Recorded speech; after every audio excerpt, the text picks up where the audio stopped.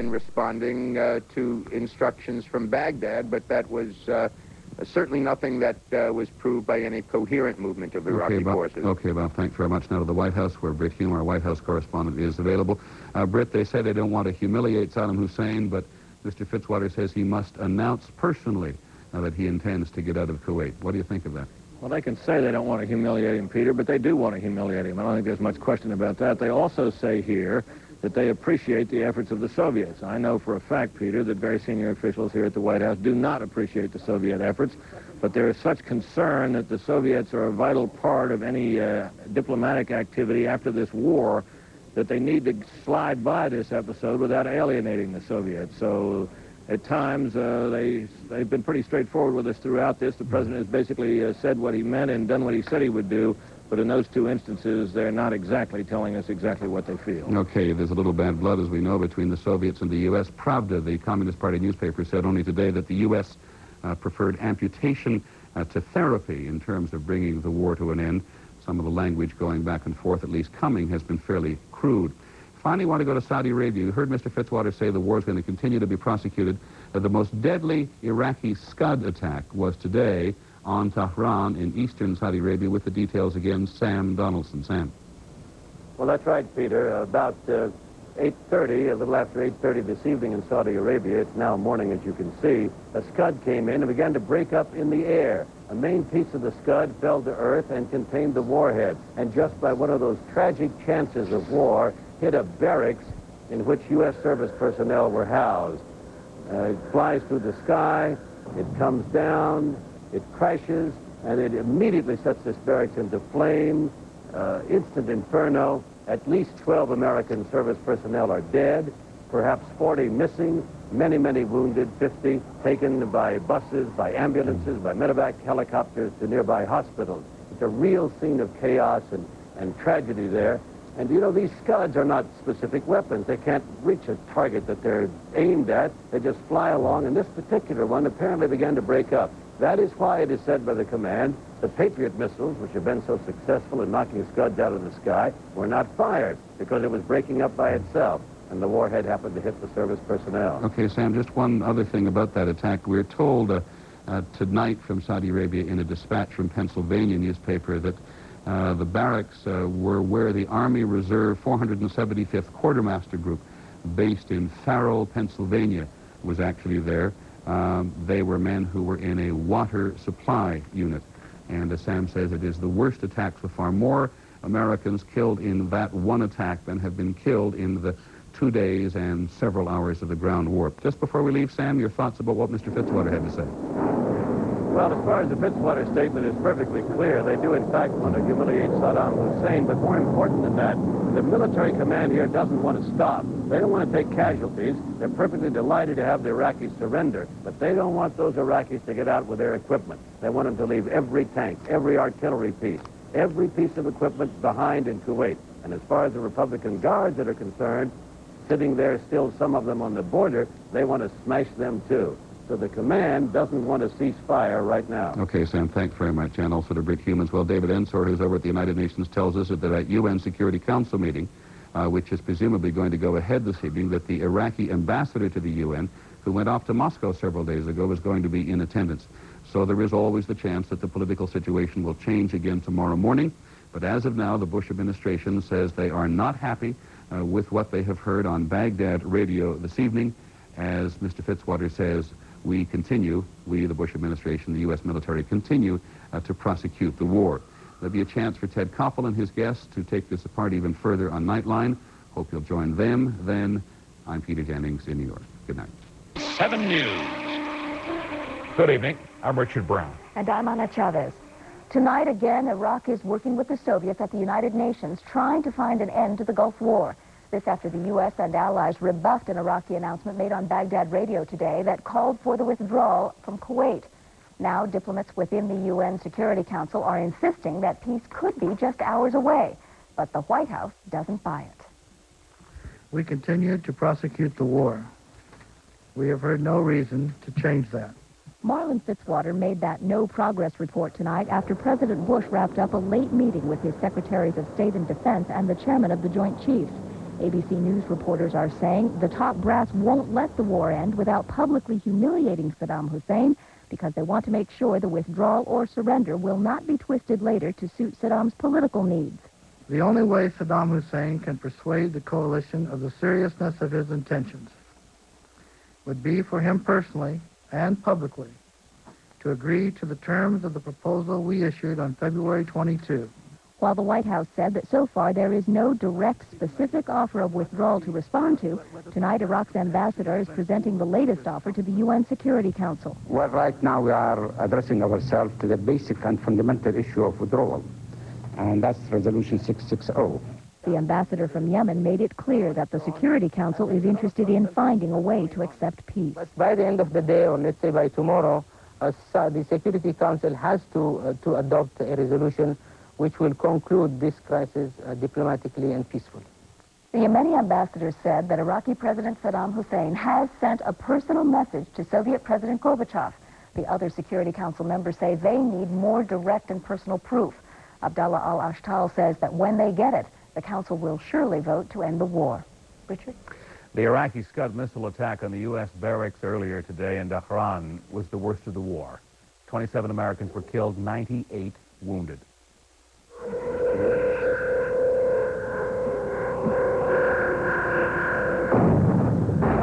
It was about 8:30 in the evening Saudi time. Some had just eaten, others were already in bed. The Scud may have been hit by a Patriot missile or disintegrated in the air, but the warhead hit. Ambulances wailed through the streets, carrying wounded to the 85th evac hospital. I had my mask on. They called all clear. It wasn't a chemical. It was just high explosive. It blew the warehouse. As you can see, it's total. The whole thing's gone. Everybody in it is either wounded or dead. The attack caused more deaths and injuries than the 2 days of battlefield warfare. And on the field, the Iraqis were surrendering by the thousands. The latest figures indicate more than 22,000 have crossed the line. They're said to be hungry, tired, and demoralized. I tell you that the moral is not good. And this is the important thing on any army. The problem becomes where to put them all. It is reported the Saudis can house only 100,000 POWs. The line separating combat from non-combat roles in the Gulf became even less clear today as at least 3 female pilots flew resupply missions deep into enemy territory. Major Marie Rossi flies the giant Chinook helicopter and is the commander of Bravo Company. What I'm doing is no greater or no less than the man who's flying next to me or the men that are flying ahead of me. You know, this is just my job, and this is what I'm expected to do, and this is what I trained to do or want to do. So, you know, as a woman, for me, it's not unusual. I imagine for somebody back home who's not in my position, it seems odd. There are 22 female pilots with the 101st Airborne. Most, if not all of them, will take part in airlifts into southern Iraq. Dozens of AIDS organizations. Begin day 3 of the ground war. American soldiers are killed when a Scud missile destroys a barracks in eastern Saudi Arabia. On the ground, the advance is fast. Prisoners are in the thousands. And the White House responds to a radio report that Saddam has ordered a retreat. We'll have the latest from the Gulf tonight. Our first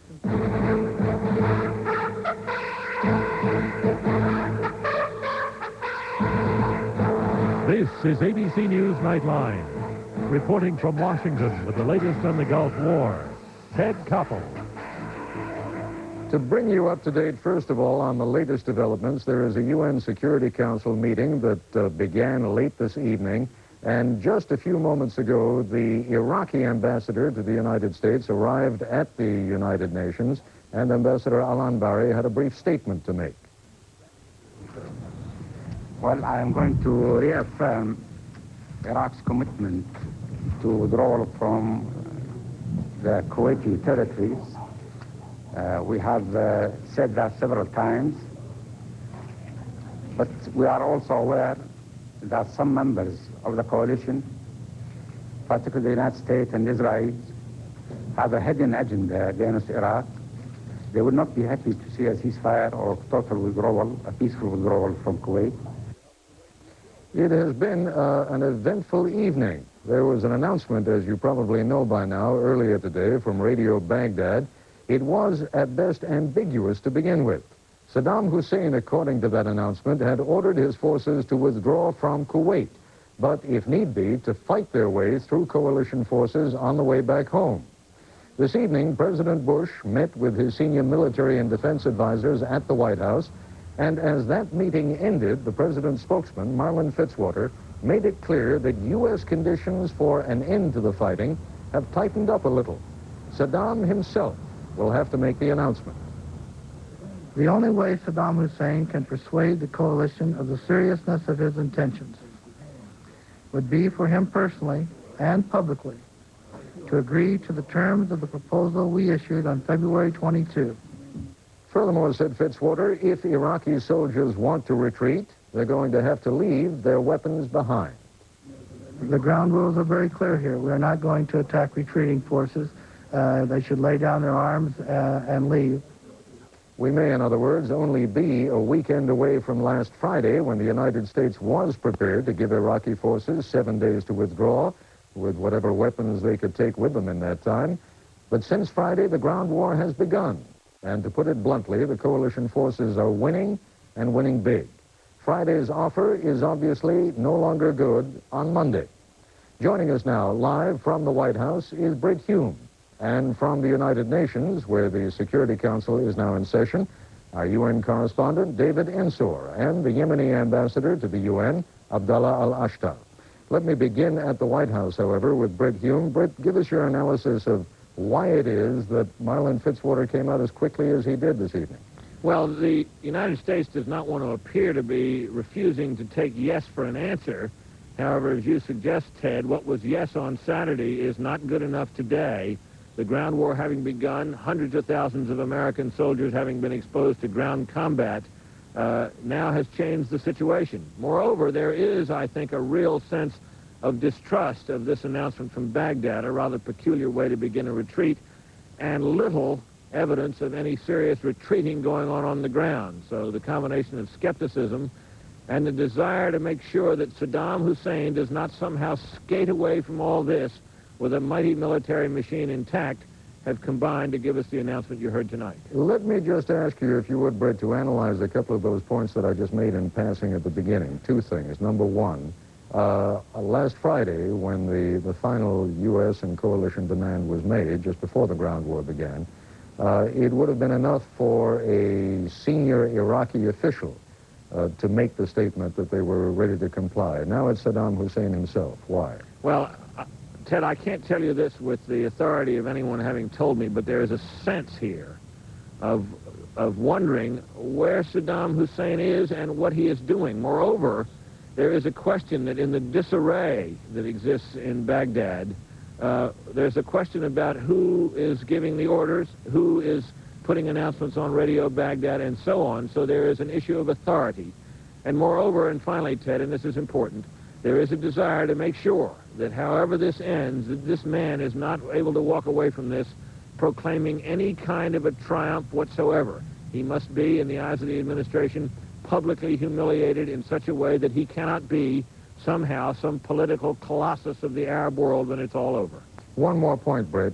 Again, quickly, the United States was, as of late last week, still prepared to give 7 days to Saddam Hussein to let his forces get out of there with whatever they could take in 7 days, which obviously wasn't going to be everything. Now they appear to have toughened the conditions. You want to talk about that just for a second? Well, I'm not sure that the aim has changed there. 7 days, I think, was believed to make it impossible for them to do anything but pick up and hurry out of there, and that it was felt, in fact, the United States wanted to make it 96 hours and had said so in a communique to the Soviet Union earlier last week when they were trying to respond to Mikhail Gorbachev's maneuvers. And after some consultation with the coalition forces, the president decided to adjust that, and it was agreed that they would make it 7 days, which has a kind of a reasonable ring to it. But even then, Ted, the sense was that in 7 days they were not going to be able to get very much of that hardware out of there. All right, Brett, thanks very much. I know it's raining, it's late, it's been a long day. Thanks for staying with us. Let's go now to the UN and David Ensor. Give us a quick briefing, David, on what it is. And you were there with Ambassador Abdallah Al-Ashtar of Yemen. But first of all, to you, just give us a quick briefing on what it is that's happening at the UN right now. There's a closed, formal session of the United Nations Security Council going on right now, Ted. And in it, the Soviet ambassador who called for the meeting is telling the others that President Gorbachev has received a message straight from President Saddam Hussein saying that he plans to withdraw his troops, intends to withdraw his troops immediately and completely from Kuwait. And the Soviet, I gather, is arguing that should be satisfactory, and what can we do from here to end the killing, to end the shooting immediately? Now, Ambassador Al-Ashtal, I gather you have come out of that meeting, for which I'm very grateful. Right. Can you tell us what you think the U.S. reaction, has there already been a U.S. reaction, or what do you think the U.S. tactics are at the moment? Well, there was a U.S. reaction. The ambassador of the United States asked for a more authoritative reply directly from Iraq. It's in the same vein of the White House statement.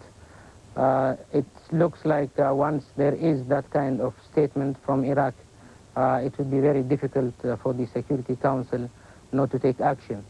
The ambassador of the Soviet Union, at the end of his statement, said that the Security Council can now take action.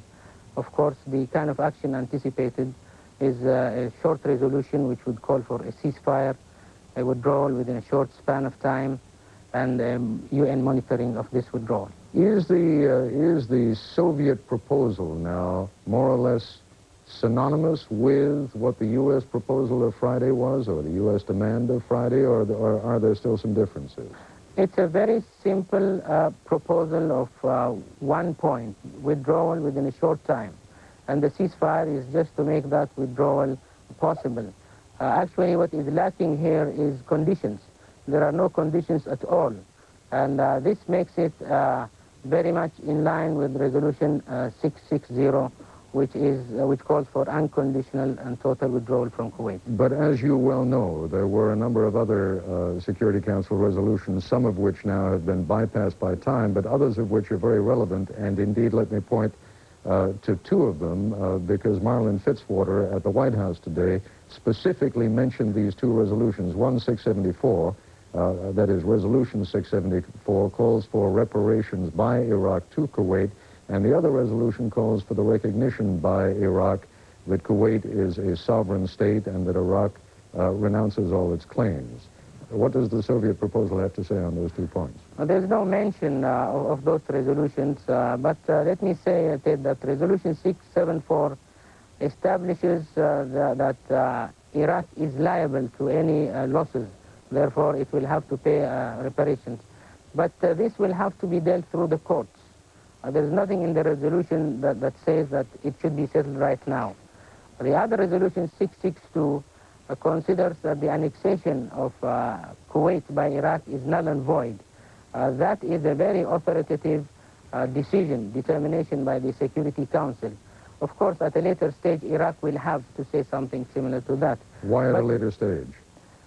Well, because the most important thing at this point is to start with the withdrawal. There has not been any case in the past where you bring all the resolutions or conditions of a problem and try to solve them all at once. There is one major aspect of this whole crisis, which is the occupation. The occupation has to be finished. Withdrawal has to start. Kuwait has to regain its sovereignty, its territorial integrity, restore its government. And then Resolution 660 postulates that Iraq and Kuwait will have to negotiate their territorial disputes and other differences.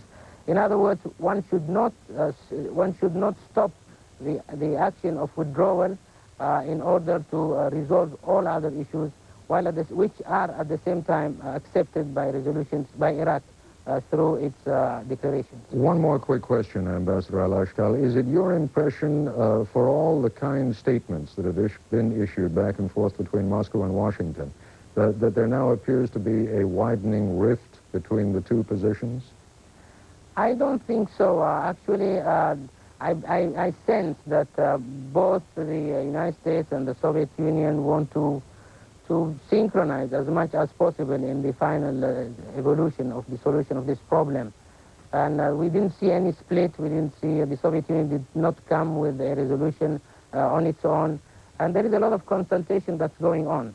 But by the end of the day, or let's say by tomorrow, the Security Council has to adopt a resolution which will conclude this crisis diplomatically and peacefully. Mr. Ambassador, thank you very much. David Ensor, thank you for joining us. When we come back, we will have an update on today's war news from Saudi Arabia, and we will be joined live by Forrest Sawyer. We'll also be joined a little later in this program by ABC's national security analyst, Tony Cordesman, and by Pentagon correspondent Bob Zelnick to help us sort through the flurry of war news that's been reported during the past few hours. This is ABC News Nightline, brought to you by Isuzu. The United Nations and in various capitals, the ground war has now entered its third day with some significant developments. Here's ABC's Sam Donaldson reporting from Saudi Arabia. Here we go, Scud missile. There may be talk of peace and Iraqi withdrawal from Kuwait, but you couldn't prove it in the night sky over Tehran. The Scud warhead hit by tragic chance a building housing U.S. military personnel. In the instant inferno, more than a dozen Americans were known to have died. Scores more were missing. More than 50 were injured. ABC's Ron Claiborne went to the scene. From a distance, the building looked like all that was keeping it up were the bare remnants of the frame. All sides had been blown out. It was still standing, technically, but there were no walls, and there was masses of debris, of wreckage, just piled up on the bottom floor. There were vehicles of all kinds going in there. There were buses, ambulances, dozens. Later on, there were bulldozers going in there, police cars. The military officials were keeping people a very far distance away from that building, and there was a lot of hot heads. People were on edge. The soldiers were very understandably nervous. They were very uptight. The U.S. command says the Scud was already breaking up of its own accord in the air. For that reason, no Patriot missiles were fired in an attempt to intercept it. On the battlefield itself, the news was far better. It was one of almost undreamed of successes for coalition forces, which encountered only light Iraqi resistance. And when resistance was encountered, it was literally blown away. The U.S. military command spokesman put it this way. We are continuing to attack and continue to achieve tremendous success against the Iraqi forces in the KTO. Barry Seraphin has been monitoring the situation at command headquarters in Riyadh. For U.S. military officials, the first 2 days of the ground offensive could not have gone better if they had been scripted. Light resistance, very light casualties, thousands of Iraqi soldiers surrendering, sometimes entire battalions at a time. So far, it has all seemed to bear out Commanding General Norman Schwarzkopf's almost scornful statements a few days before the offensive. The Iraqi army, he said, was overrated and on the verge of collapse. But professional prudence still tempers the optimism of military planners here. It's early, they say, and there may be tougher engagements ahead. Inside Kuwait, ABC's Jim Hickey linked with the Saudi Arabian unit, moving steadily forward. The area that we visited is deep inside Kuwait, and it is clear that this part of Kuwait is fully liberated. There were tanks, Saudi Arabian tanks, spread all across the desert as far as the eye can see. They're deployed, and they were taking up positions, getting ready, quite obviously, for the final push or the final assault on Kuwait City itself. At one point, we saw 3 or 4 trucks, deuce and a half full up, fully loaded with Iraqi prisoners of war, or enemy prisoners of war, as the Pentagon puts it, EPWs. There were probably 110 to 120 of them in that one batch alone. The Iraqis are giving up in massive numbers. At last official count, some 25,000 enemy prisoners of war were in hand. But that number is probably already out of date. Just before the land campaign began, some U.S. commanders were saying privately it could be over in a matter of days. Now, with talk of Iraqi withdrawal, they are saying privately it could be over in a matter of hours. But as tonight's Iraqi Scud attack on Dhahran proves, there is still death in the air. Sam Donaldson, ABC News in eastern Saudi Arabia. Joining us now live is ABC's Forrest Sawyer, who is with the Allied troops in Kuwait. Forrest, why don't you first of all bring us up to date? That convoy behind you, which was moving fairly rapidly a few moments ago, now seems to have stopped. Who are those folks? These are Saudi forces, the 28th Mechanized Brigade, Ted. This is the logistical tail Why don't we take a look at them a little closer? This tail runs a long, long way. We're about 12 kilometers, what's that, about 8 miles or so from the Saudi border inside Kuwait. This is the force that will move along and take care of the troops that are up ahead. I've just seen some artillery pieces, 135 millimeter Soviet-made artillery, moving on up. Essentially what the Saudis are going to be doing here, Ted, is moving past a minefield, which is why there's a traffic jam here, and into that second tier of Iraqi forces, the ones they're really concerned about. Yesterday they met some conscripts who simply put their hands up and said, we surrender and we like something to eat. Today there is armor and artillery that they're going to have to face, and they will find out just how willing this army is actually to fight. Now, how far up ahead of you, Forrest, do they estimate that that second tier, as you put it, is located? I suppose another 12 kilometers or so. We've got to get past some fortifications, some minefields, some bunkers. We've heard a lot about those bunkers. I know they're really just holes in the sand. We had a look at them yesterday. They dig them in, put something over the top, and try to wait out the bombing raids that they've been having to endure. And then 10 miles of empty desert, another minefield, and then we hit them. Give us a bit of a word picture, if you would, Forrest. For so many weeks now, we have been conjuring up images, and Tony Cordesman, in fact, has given us schematics of what the Iraqi defenses would look like. You have actually been moving through those Iraqi defenses now. They seem a lot less impressive, I guess, now than they did before you moved through that first sand berm. Well, they're a lot less impressive than my mind's eye was conjuring, Ted. Just behind me, we'll pull back again, Kurt, and let's show them. You see where that pile of sand is right there that they've laid a trench over, over a trench, basically. That's the oil trench we heard about yesterday that the Iraqis set fire to. They had to put that out. It's just a hole dug in the sand and some oil's pumped in there, and they lighted a fire. On ahead, some razor wire, rolls and rolls of it, and then I guess about 20 yards or so of mines, then again razor wire, then again 20 yards of mines, and then the bunkers that we heard about, holes dug in the sand where they were just hunkering down while they were getting pounded by U.S. air assault. And what about the road that convoy is moving on right now? Was that road mined, or is that a road that they've actually flattened out over the past couple of days? Well, to our knowledge, there are no mines in this location. I can tell you that in my vehicle, I stay well within tracks that are already laid down. They can throw out cluster mines with artillery, and you might run across something that looks like a tuna can, and you'd have a lot of trouble. But this road was built by combat engineers, as all of the roads are here. This was basically just flat, empty desert. Forrest, I don't know if you've been able to hear what we've been talking about at the top of this broadcast, but, there's activity on the diplomatic front. The UN is in Special Security Council session right now. The White House came out with a statement in the person of Marlon Fitzwater earlier this evening, at which he said, look, if anyone's going to announce a withdrawal, it's going to have to be Saddam Hussein himself. And furthermore, if they want to withdraw, they're just going to have to lay down their arms and leave. So if anything, the U.S. is tightening things up a little bit. What is the sense of morale among the Saudi troops with whom you've been traveling? And if they hear that, do you think they'd like it just to be over with, or do they sense that complete victory is in sight? Oh, I don't think that anyone here wants to accept anything partial at this point. That they feel that the Iraqis have more or less quit already. There was no fighting yesterday when they moved into that first wave. There were simply Iraqis who came walking in a surreal scene out of the mist, put their hands up, dropped their gas masks and their chemical suits, and began asking for food, almost begging for food.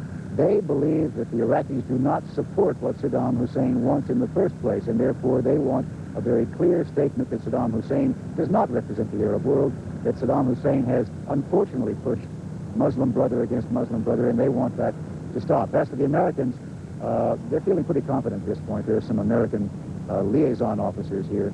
They would like all of this to move a little faster, but they feel fairly sure that it is moving in exactly the way they would like to see. The liaison officers doing what? They're sort of command and control between the Saudis and the U.S. forces?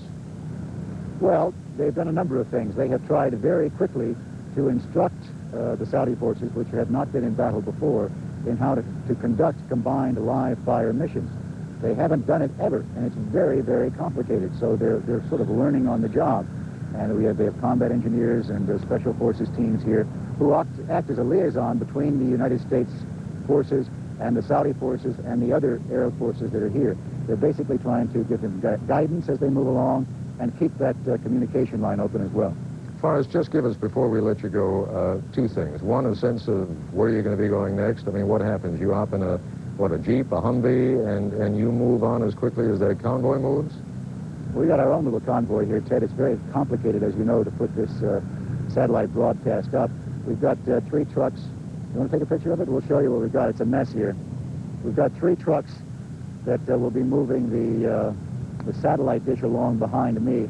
I and my crew, and as soon as we're through here, are going to jump in another vehicle.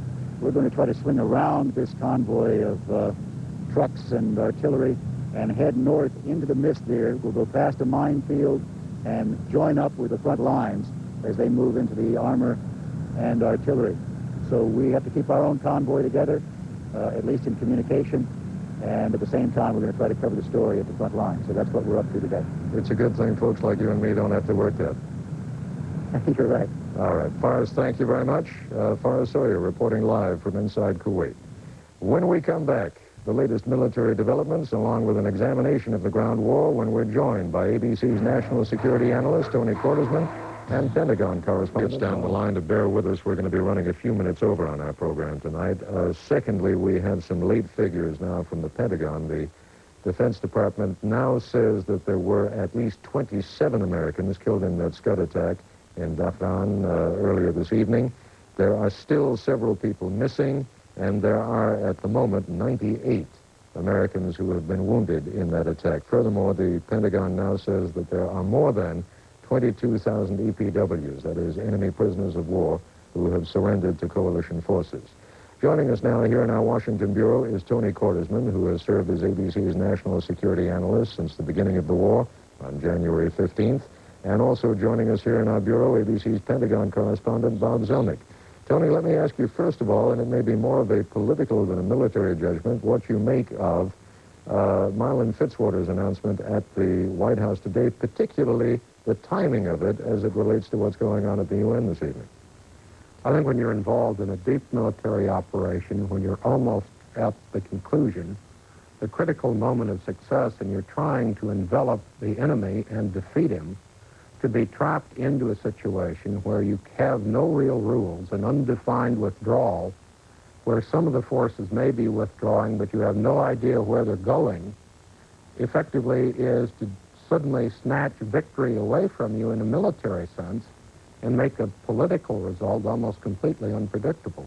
What about, Bob, the way the war is going? One gets the sense that the Pentagon is so, I want to be careful about the word that I use, but so satisfied, I guess, is the safest word to use, with the progress that coalition forces have been making both in occupied Kuwait and in Iraq itself, that they really see no point to ending the operation until they're finished. Again, as President Bush has said many times over the last few weeks, we're operating, or at least the United States is operating on its schedule, not Saddam Hussein's.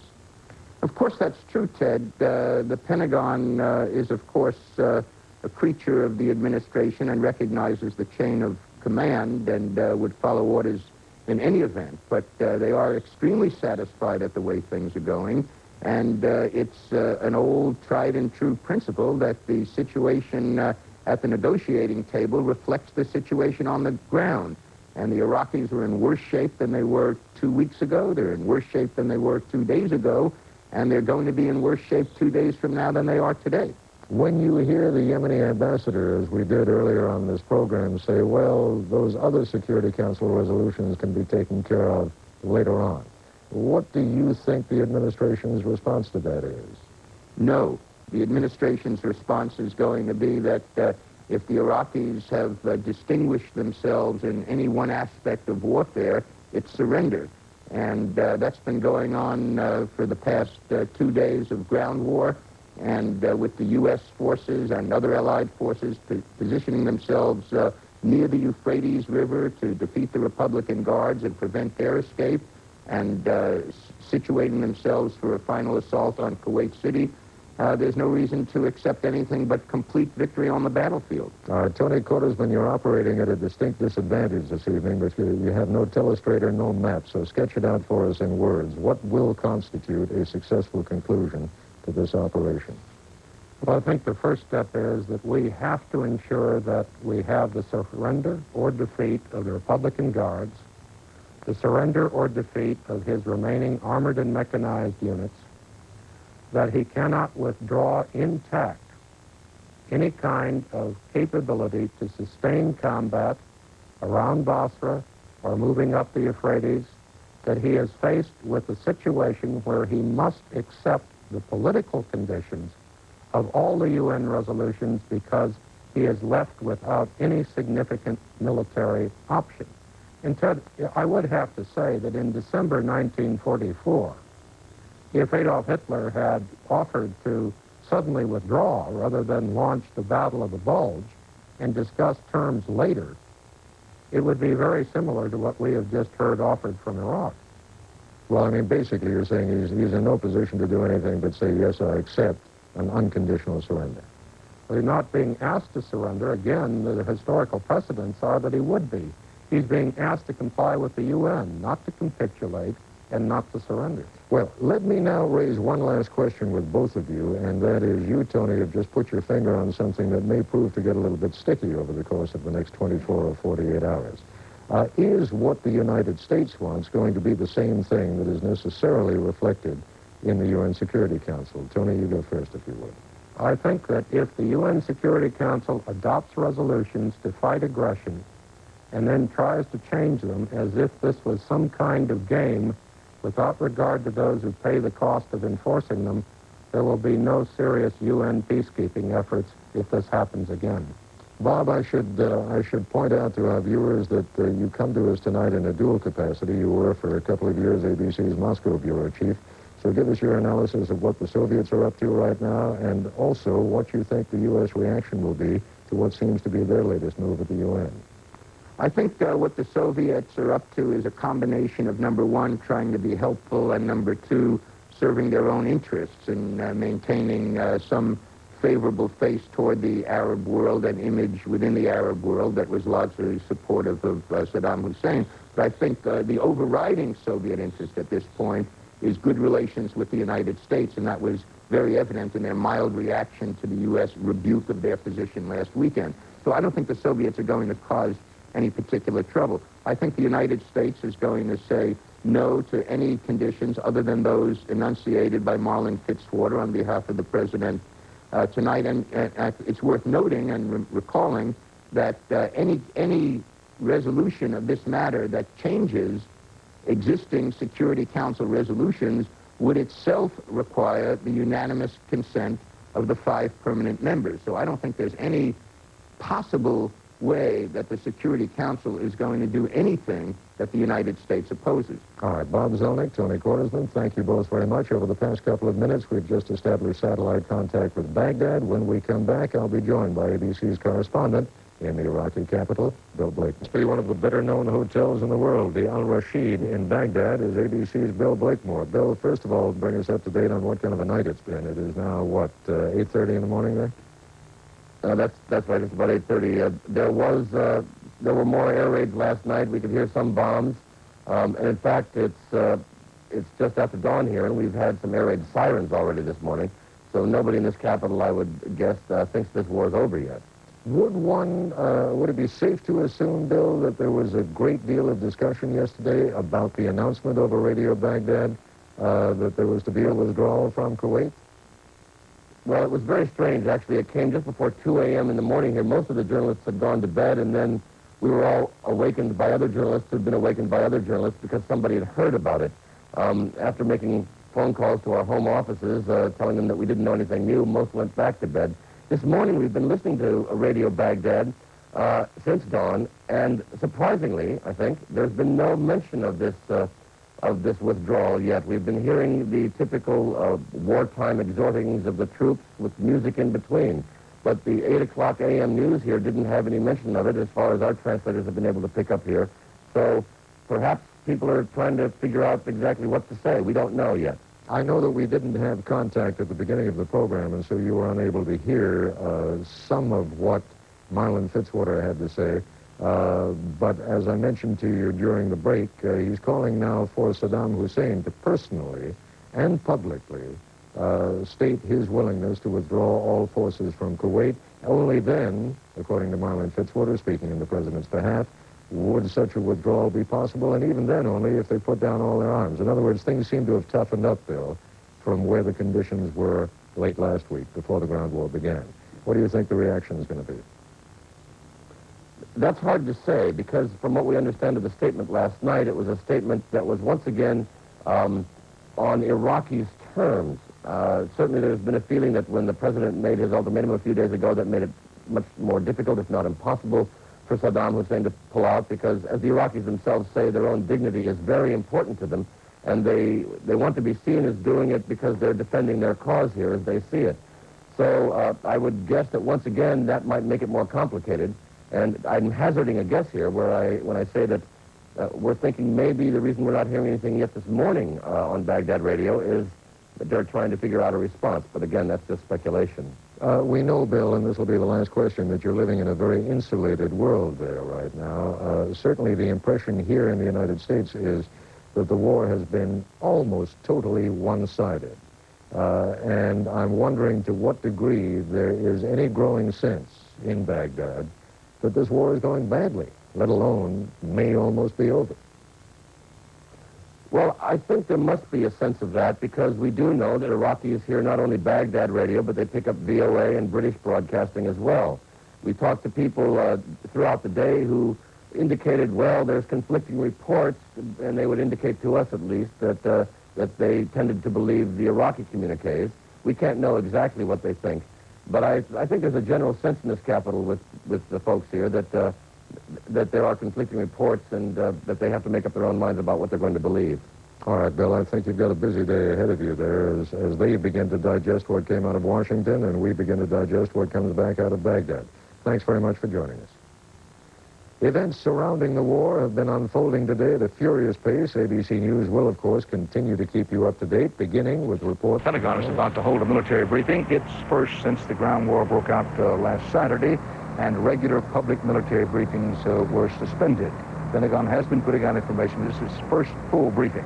All of this comes as American and Allied forces have relentless pressure on Saddam Hussein and his forces. Deep thrust into Kuwait. Kuwait City has been liberated. Deep thrust into Iraq, engaging the Republican Guard. The Republican Guard is in the process of trying to retreat to Basra. The roads are filled with retreating Republican Guard. They are being pounded by U.S. and Allied air power. Saddam Hussein says his forces are withdrawing from Kuwait, but President Bush said, quote, that's an outrage. He accused Saddam of, quote, again, trying to claim victory in the midst of a rout. And President Bush pledged the war will not stop. Saddam's choices are to sue for peace, lay down his arms, sue for peace, or at the very least ask for a ceasefire. The Soviets are believed to be in the process of trying to help him do the latter.